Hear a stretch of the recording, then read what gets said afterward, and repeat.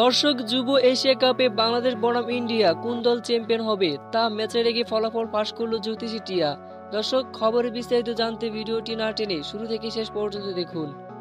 অনূর্ধ্ব-19 Asia কাপে defending champion Bangladesh শিরোপা ধরে রাখার মিশন নিয়ে আরব আমিরাতে যাওয়া দলটির টানা দ্বিতীয়বারের মতো ফাইনালে উঠতে পেরেছে বাংলাদেশ। আগামী 8 ডিসেম্বর ভারতের বিপক্ষে শিরোপার লড়াই মাঠে নামবে আজিজুল হাকিম কালাম সিদ্দিকীরা। আর তাই এই ম্যাচটি ঘিরে দর্শক ভক্তদের উত্তেজনা শেষ নেই। আর তাই তো ম্যাচের আগে ফলাফল ফাঁস করলো জ্যোতিষী টিয়া। জ্যোতিষী টিয়ার সামনে বাংলাদেশ ও ইন্ডিয়ার দুটি পতাকা রাখা হলে এই জ্যোতিষী টিয়া ইন্ডিয়ার পতাকাটি উঠায়।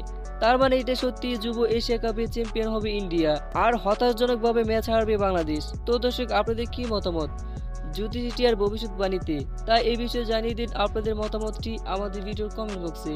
ধন্যবাদ।